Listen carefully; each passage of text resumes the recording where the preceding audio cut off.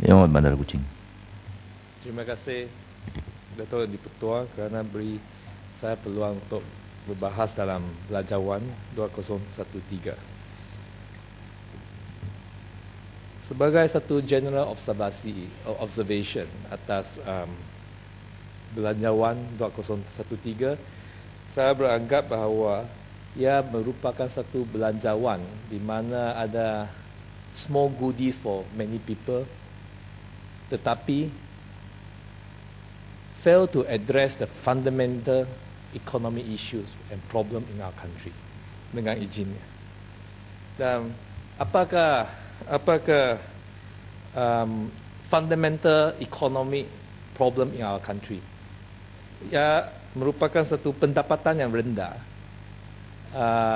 sedangkan kos kehidupan yang semakin meningkat. Kerajaan Barisan Nasional telah sering kali bercakap besar tentang itu pendapatan rakyat kita telah meningkat sejak masa kemerdekaan, dan cakap besar ini pun telah diwawakan banyak kali, dan sehingga pada hari kemerdekaan kita tahun ini, Ketua Menteri Sarawak dia buat satu pengumuman bahawa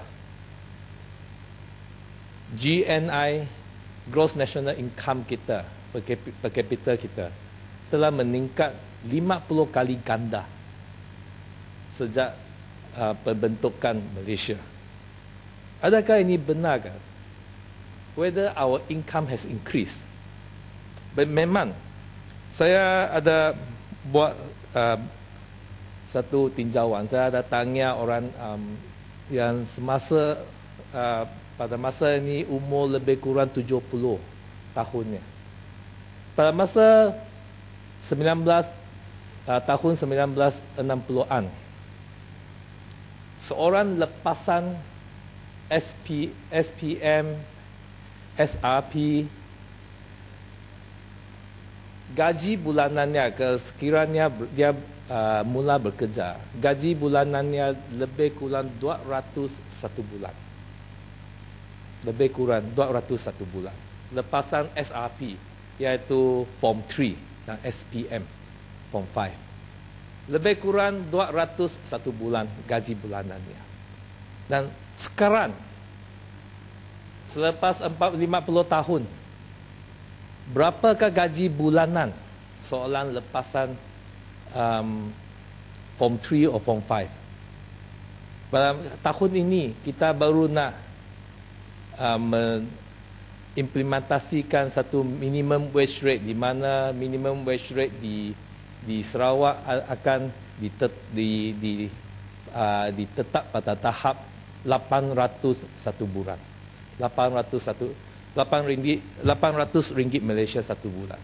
Dan di Semenanjung sini 900 ringgit Malaysia satu bulan. Inilah gaji minimum. Ya, maksudnya ada ramai pekerja yang masih untung. Gaji mereka ada kurang daripada 800. Saya nak sebut kes di Sarawak. 800 satu bulan. Dan di Sarawak dulu dalam tahun 60-an lebih kurang 200 satu bulan.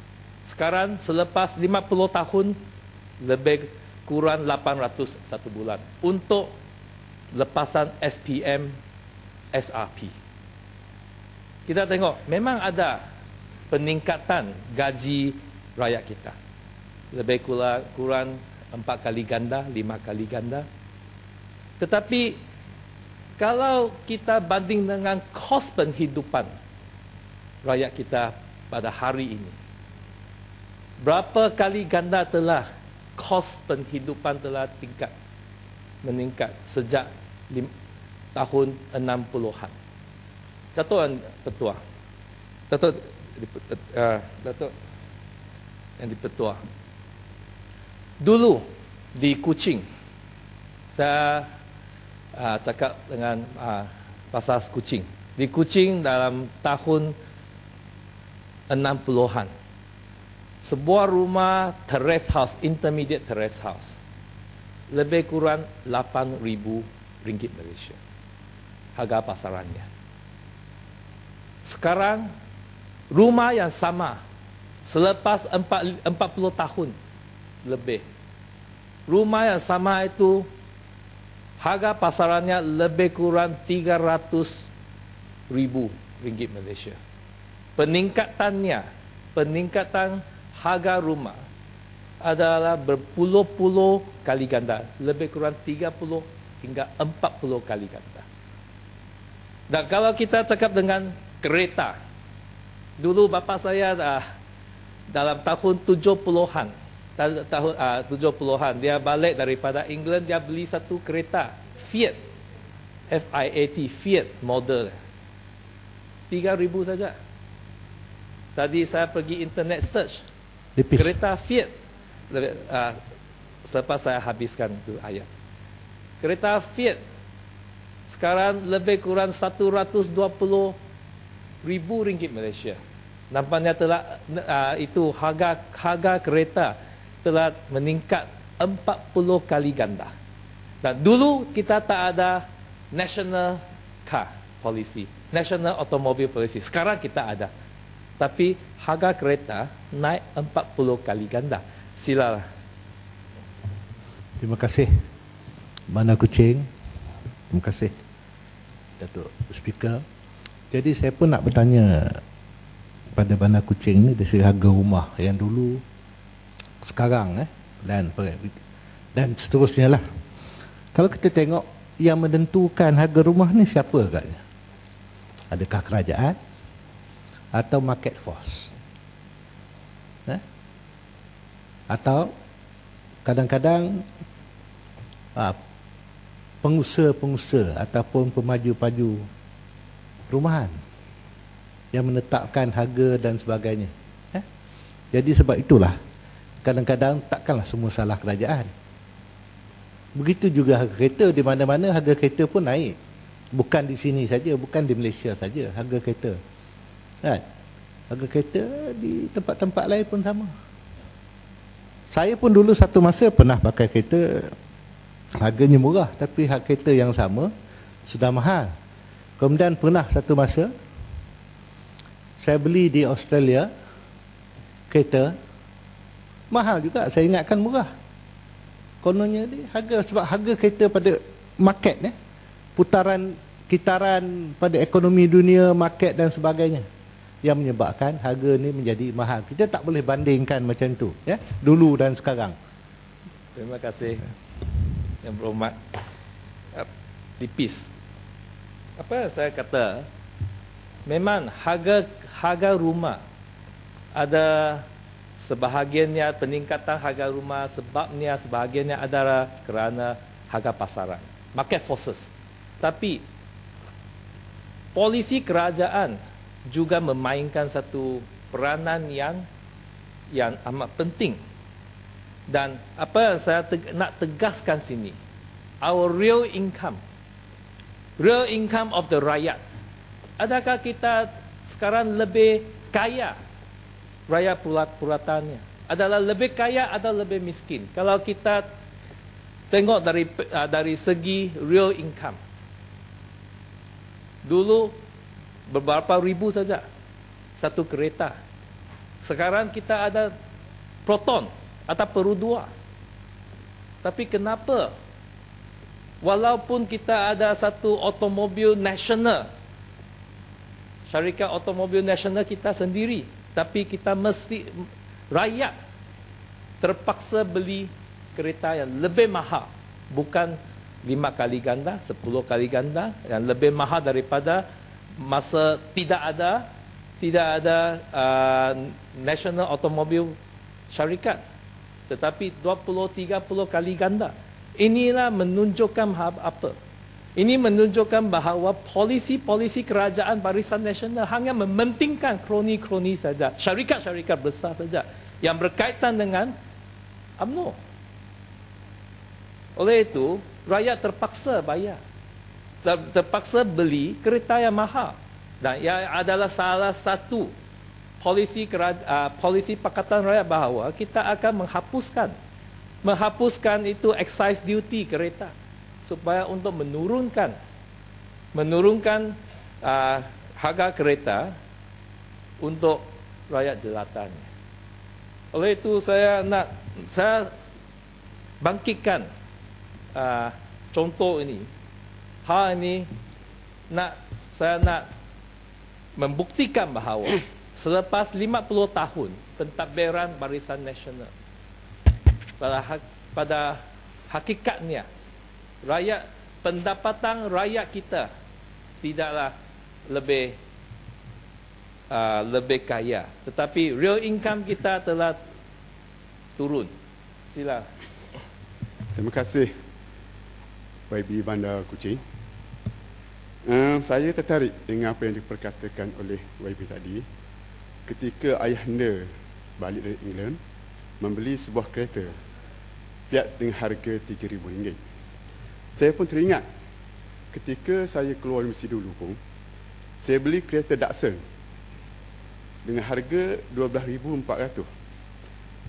Pada masa itu di kampung saya, mungkin sama juga di kampung di Bandar Kuching, walaupun harga keretanya tidak begitu mahal, tetapi sebuah kampung mungkin ada 4 ataupun 5 buah kereta, walaupun harganya murah. Tapi pada hari ini harga kereta cukup mahal. Ada RM40,000, ada RM60,000. Tetapi saya nampak bukan sebuah kampung 4 buah kereta, tetapi sebuah rumah ada 4 buah kereta. Jadi saya nak tanya yang Bandar Kuching, mana yang lebih baik? Harga murah, rakyat tak dapat memiliki, berbanding dengan harga yang agak tinggi, tetapi ramai rakyat yang memiliki. Bagaimana pandangan Yang Berhormat Kuching? Terima kasih Yang Berhormat. Saya akan melanjutkan nanti. Saya akan jawab nanti apa yang dibangkitkan oleh Yang Berhormat. Tapi saya ingin sebelum saya menjawab apa yang dibangkitkan oleh Yang Berhormat, saya ingin nak tanya kerajaan, engineer pada tahun 60-an, 70-an masuk JKR, gaji bulanannya lebih kurang 400, sekarang lebih kurang 2,000 lebih, kalau allowance 3,000. Ya, bermakna bahawa itu gaji hanya meningkat 4-5 kali ganda saja. Yang it cannot catch up with the increasing cost of living. Dan untuk menjawab apa yang dibangkitkan oleh Yang Berhormat, dari mana? Ulu Terengganu. Ya.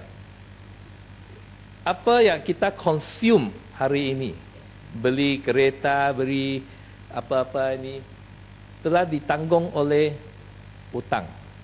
Dulu kita tak ada hutang banyak, sekarang ada hutang banyak. Nah, ia telah sampai satu tahap hutang household debt of Malaysia sudah sampai satu tahap yang amat membimbangkan, iaitu lebih kurang 77% daripada GDP kita.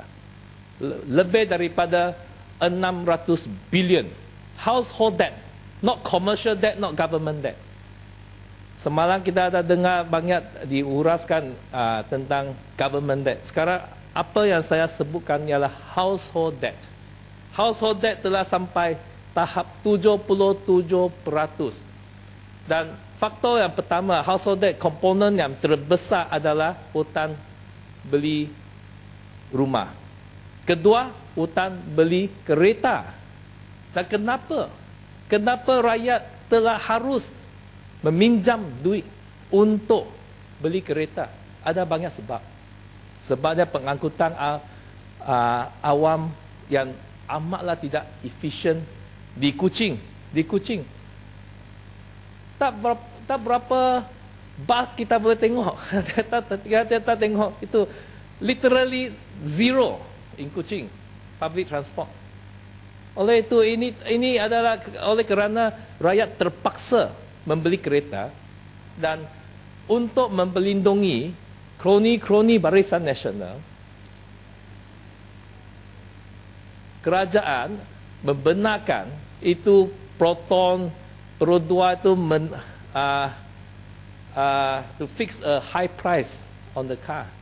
Oleh itu rakyat terpaksa bayar beli itu kereta yang mahal, dan akibatnya kita ada satu debt, household debt of 77% of GDP, dan household debt to service ratio telah sampai ke tahap melebihi 50%. Apakah ini maksudnya? 50%, melebihi 50% household debt to service ratio, iaitu ia bermakna untuk setiap RM1 yang kita untung, kita gunakan 50%, 50 sen akan digunakan untuk bayar debt.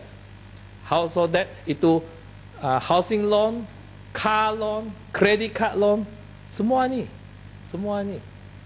Dan yang baki 50 sen, 50% ini akan digunakan untuk bayar kos pendidikan, yuran anak-anak bulanan anak kita, bayar itu makanan, bayar baju, apa-apa kos penghidupan.